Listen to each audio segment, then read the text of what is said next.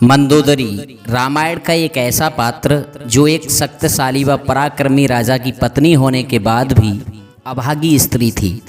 बहुत कम लोग मंदोदरी के बारे में जानते हैं। उसका चरित्र जीवन में अपनाने योग्य, पत्नी व्रत धर्म के अनुकूल तथा नारियों के लिए शिक्षाप्रद था। तभी उसे हिंदू धर्म की सर्वोच्च सम्मान प्राप्त 5 नारियों में स्थान दिया गया, जिन्हें हम पंच कन्याओं के नाम से जानते हैं। उसने सीता हरण के बाद से लेकर रावण वध तक हमेशा सीता को लौटा देने व अपने पति को सही मार्ग पर लाने की भरपूर चेष्टा की, लेकिन असफल रही। साथियों, आज हम मंदोदरी के बारे में चौंकाने वाले कुछ ऐसे रहस्य बताएंगे जो आपने आज तक कहीं नहीं सुने होंगे। अगर मंदोदरी की पूरी कहानी जाननी है तो आप वीडियो को पूरा और अंत तक देखें। आज हम आपको मंदोदरी की रावण से विवाह होने से पहले और रावण की मृत्यु के बाद तक की पूरी कहानी इस वीडियो में बताएंगे। साथ ही इस वीडियो में आप जानेंगे मंदोदरी पूर्व जन्म में कौन थी, उसको मेढकी बन जाने का श्राप किसने और क्यों दिया, उसके माता पिता कौन थे, भाई कौन थे, मंदोदरी और रावण का मिलन कैसे हुआ, विवाह कैसे हुआ, पुत्र कौन थे, कहाँ की रहने वाली थी, और अंत में रावण की मृत्यु के बाद मंदोदरी का क्या हुआ और उसकी मृत्यु कैसे हुई, सब कुछ इस वीडियो में आपको मिलेगा। वीडियो शुरू करने से पहले एक निवेदन, कृपया वीडियो को लाइक कर दीजिए और चैनल पर पहली बार विजिट कर रहे हैं तो चैनल को सब्सक्राइब अवश्य करें ताकि हमारा और आपका यह जुड़ाव निरंतर बना रहे। आप सभी का आपके अपने चैनल सुरेश सत्यम पर हम हृदय से स्वागत करते हैं। साथियों, सबसे पहले हम मंदोदरी के जन्म की कथा आपको बता देते हैं। कैसे मंदोदरी का जन्म हुआ, जन्म से पहले ये कौन थी। साथियों, मंदोदरी के जन्म की कथा बहुत ही रोचक है। वह अपने पूर्व जन्म में मधुरा नाम की एक बहुत सुंदर अप्सरा थी। एक बार वह आकाश मार्ग से उड़ते हुए जा रही थी, तभी उसका ध्यान कैलाश पर्वत पर चला जाता है। भगवान शिव बरगद के वृक्ष के नीचे आसन लगाए हुए भगवान श्री राम की भक्ति में लीन थे। माता पार्वती वैसे तो भगवान शिव के पास ही रहती हैं, लेकिन उस समय वह शिव जी के पास नहीं थी, किसी काम से अन्यत्र चली गई थी। शिव अकेले थे और साधना में ध्यान में लीन थे। भोलेनाथ के आभा मंडल से आकर्षित होकर वह कैलाश पर्वत पर पहुंच गई। ध्यान मुद्रा में भगवान शिव बड़े सुंदर लग रहे थे। मधुरा अप्सरा ने जब भगवान भोलेनाथ को देखा तो उनके रूप माधुर्य पर मोहित हो गई। उसने भगवान शिव को जगाने की असफल चेष्टा की, बहुत प्रयास किया कि शिव जाग जाएं, लेकिन भोलेनाथ पर उसका कोई प्रभाव नहीं पड़ा। वे समाधि में ही बैठे रहे। वासना से भरी हुई मधुरा अप्सरा व्याकुल होने लगी। उसे किसी भी प्रकार तृप्ति नहीं मिल रही थी। वह काम ज्वर से पीड़ित होने लगी। उसे कुछ नहीं सूझा तो भगवान भोलेनाथ जिस राख को अपने शरीर से लपेटते थे, अपने मन की शांति के लिए वह उसी राख में लौटने लगी।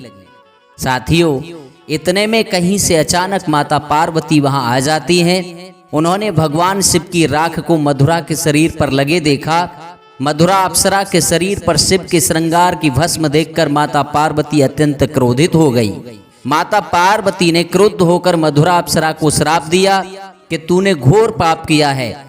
भगवान शिव को जगाने और उनके श्रृंगार की भस्म को अपने शरीर पर मलने का पाप। जा, मैं तुझे श्राप देती हूँ कि तू जीवन भर पृथ्वी पर एक मेढक बनकर कुएं में पड़ी रहेगी।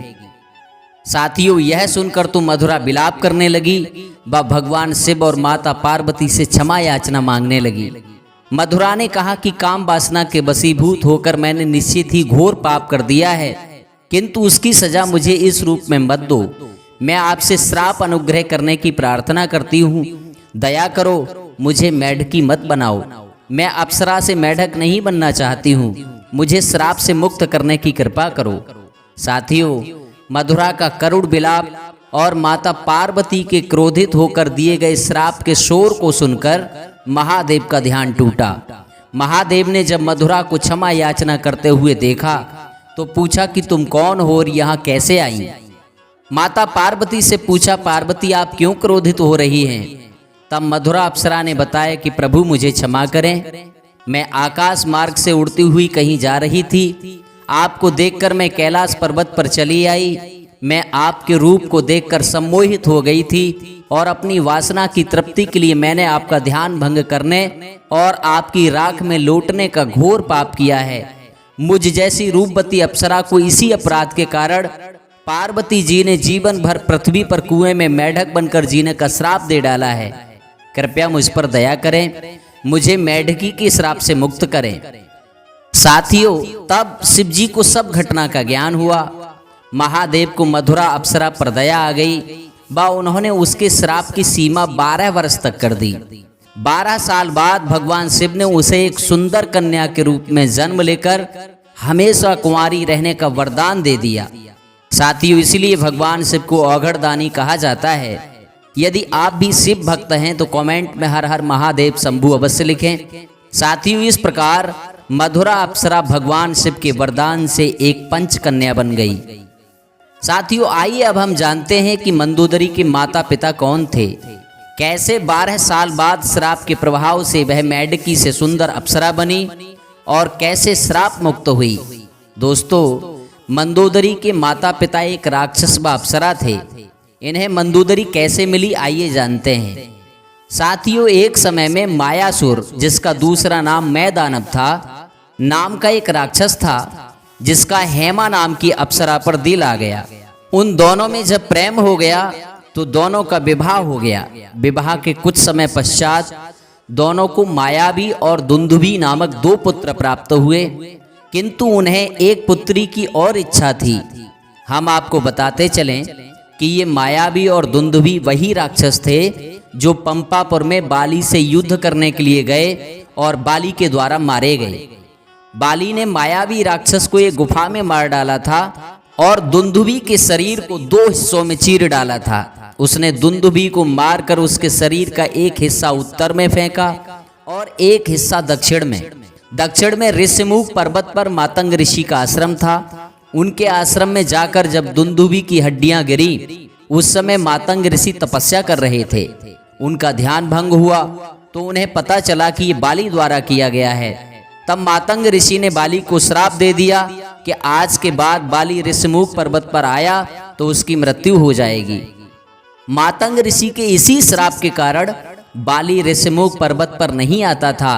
सुग्रीव की मित्रता भगवान श्री राम से ऋषिमुख पर्वत पर ही हुई थी। हाँ तो दोस्तों, पुत्री की इच्छा से वो मैदानव राक्षस और हेमा अप्सरा दोनों भगवान शिव की आराधना करने के लिए घने जंगल में पहुंचे।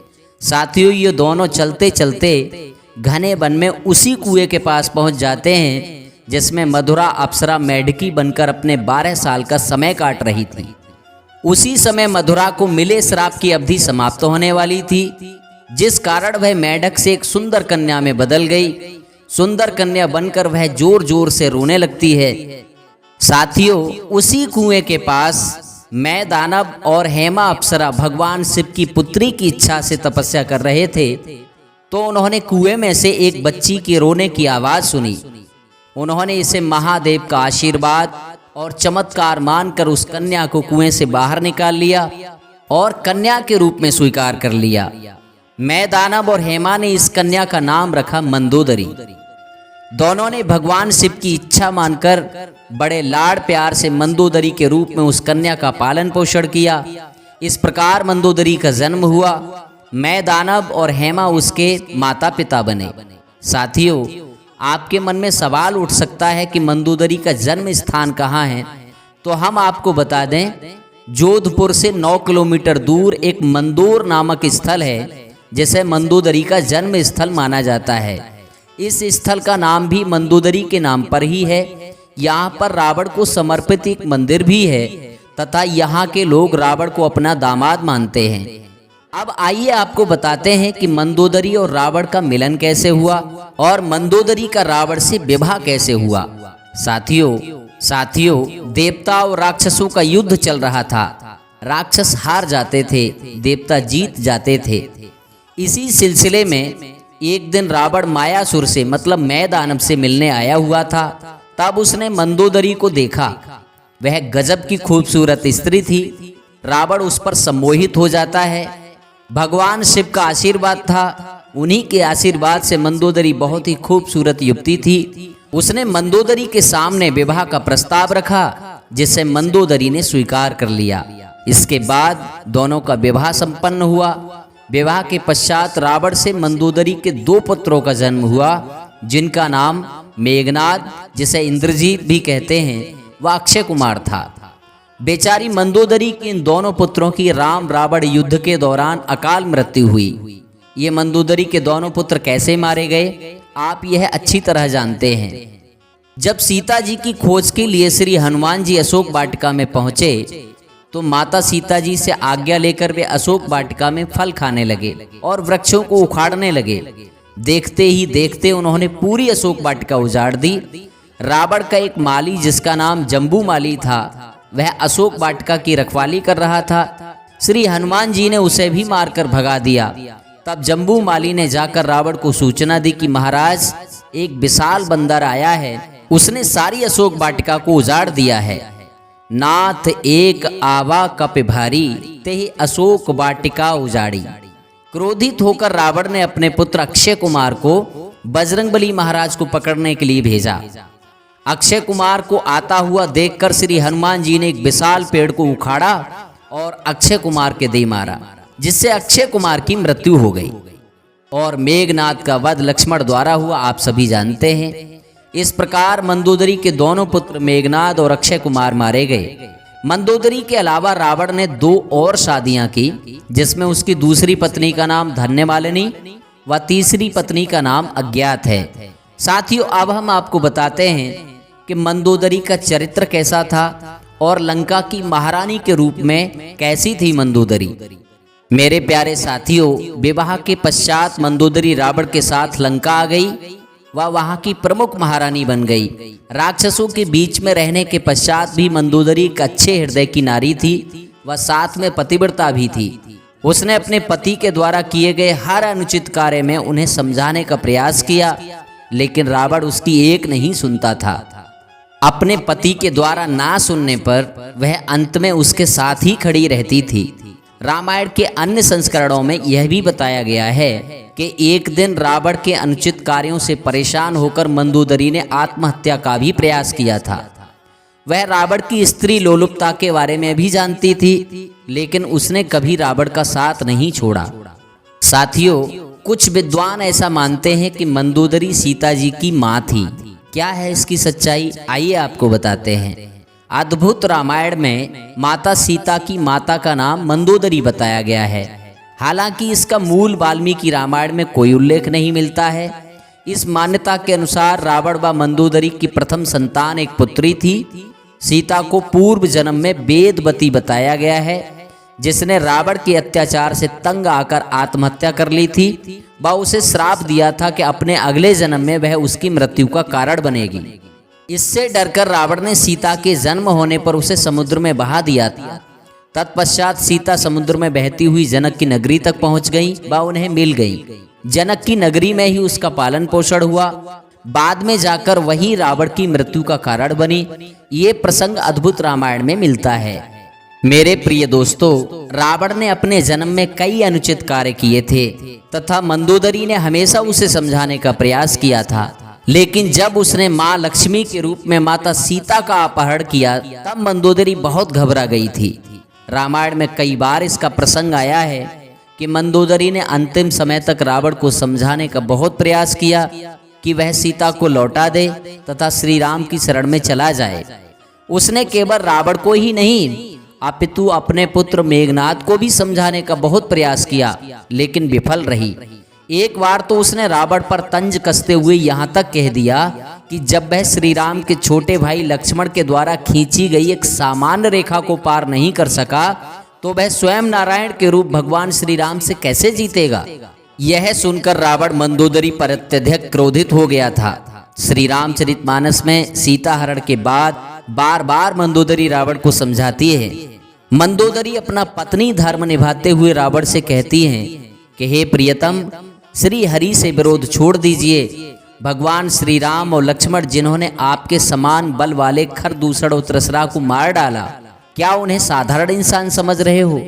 हे प्यारे स्वामी, यदि अपना, मेरा और लंका वासियों का आप भला चाहते हो तो अपने मंत्री को बुलाकर उसके साथ सीता जी को वापस भेज दीजिए। जब तक आप सीता जी को नहीं लौटाते, भगवान शिव और ब्रह्मा जी भी यदि आपकी मदद करना चाहें तो आपका भला नहीं कर सकते। लेकिन मूर्ख और जगत प्रसिद्ध अभिमानी रावण मंदोदरी की बात सुनकर खूब हंसा। बोला, मंदोदरी, तुम त्रिलोक विजयी रावण की भार्या हो, तुम्हें यह शोभा नहीं देता। स्त्रियों का स्वभाव सच्ची बहुत डरपोक होता है। ये तुम मंगल में भी भय करती हैं। तुम्हारा मन बहुत ही कच्चा और कमजोर है। तुम कोई फिक्र मत करो, बानर सेना आएगी तो राक्षस उन्हें खा जाएंगे। यह बड़ी हंसी और दुख की बात है कि लोकपाल भी जिसके डर से कांपते हैं, उसकी स्त्री साधारण बानर सेना और तपस्वियों से डरती है। मंदोदरी की बात को रावण ने कभी गंभीरता से नहीं लिया। उसने बार बार समझाया और रावण बार बार हंसकर उसकी बात को टाल दिया करता था। मेरे मानस प्रेमियों, क्या आप जानते हैं कि एक बार मंदोदरी ने माता सीता के प्राणों की रक्षा भी की थी? कैसे रक्षा की, आइए आपको बताते हैं। रावण ने माता सीता के अपहरण के पश्चात उन्हें अशोक वाटिका में रखा था तथा समय समय पर उन्हें उससे विवाह करने का दबाव डालता था। सीता जी को रावण लंका में अपने महल में क्यों नहीं लेकर गया? क्यों उसने जानकी जी को अशोक वाटिका में ठहराया? इसके लिए आप इसी चैनल पर हमारी इस वीडियो को देख सकते हैं। रामायण काल के चौंकाने वाले 14 रहस्य, 14 मिस्ट्रीज ऑफ रामायण पीरियड। हाँ, तो हम बता रहे थे कि कैसे एक दिन मंदोदरी ने सीता जी के प्राणों की रक्षा की। साथियों, एक दिन रावण मंदोदरी को साथ लेकर सीता जी के पास अशोक वाटिका में पहुंचा। सीता पर दबाव डालते हुए रावण इतना क्रोधित हो गया कि उसने अपनी खड़ग उठाकर सीता का वध करने का प्रयास किया। यह देखकर मंदोदरी ने रावण का हाथ पकड़ लिया व उसे ऐसा ना करने की याचना की। मंदोदरी के इस प्रकार सभी के सामने याचना करने पर रावण ने सीता जी को 30 दिन का समय दिया और वहां से चला गया था। साथियों, अब हम आपको बताते हैं कि रावण की मृत्यु के बाद मंदोदरी का क्या हुआ। दोस्तों, जब भगवान श्री राम ने रावण का वध कर दिया तो मंदोदरी युद्ध भूमि में आकर प्रलाप करने लगी। यह देखकर श्री राम को बहुत दुख हुआ व उन्होंने मंदोदरी को सांत्वना दी। इसके साथ ही श्री राम ने विभीषण को परामर्श दिया कि वह अपनी भाभी मंदोदरी से विवाह कर उन्हें पुनः लंका की प्रमुख महारानी होने का गौरव प्रदान करे। मंदोदरी भगवान श्री राम के इस प्रस्ताव से पहले तो असहज हो गई, लेकिन लंका की भलाई को देखते हुए उसने यह प्रस्ताव स्वीकार कर लिया। फिर मंदोदरी का विभीषण से विवाह हुआ और वह पुनः लंका की प्रमुख महारानी बन गई। साथियों, मंदोदरी की मृत्यु कब और कैसे हुई, इसके बाद किसी ग्रंथ में मंदोदरी का उल्लेख नहीं मिलता है। हम अनुमान लगा सकते हैं कि निश्चय ही उसने समय की चाल के अनुसार शांतिपूर्वक अपना जीवन यापन किया होगा, अपने प्राण त्याग दिए होंगे और पुनः अप्सरा होने का गौरव प्राप्त किया होगा। तो साथियों, ये थी मंदोदरी के जीवन परिचय के बारे में हमारी आज की वीडियो आपको कैसी लगी कमेंट करके ज़रूर बताएं। वीडियो को लाइक करें, चैनल को सब्सक्राइब ज़रूर करें ताकि हमारा और आपका यह जुड़ाव निरंतर बना रहे। साथियों, यदि आप किसी अन्य विषय पर वीडियो चाहते हैं तो हमें अवश्य अवगत कराएं। हम आप सुधी दर्शकों के आदेश का पालन करेंगे। रामायण से जुड़े और रोचक तथ्य आप जानना चाहते हैं तो आप हमारी इस वीडियो को देख सकते हैं। रामायण काल के चौंकाने वाले 14 रहस्य, 14 मिस्ट्रीज ऑफ रामायण पीरियड। बहुत शानदार वीडियो है। आज के लिए इतना ही।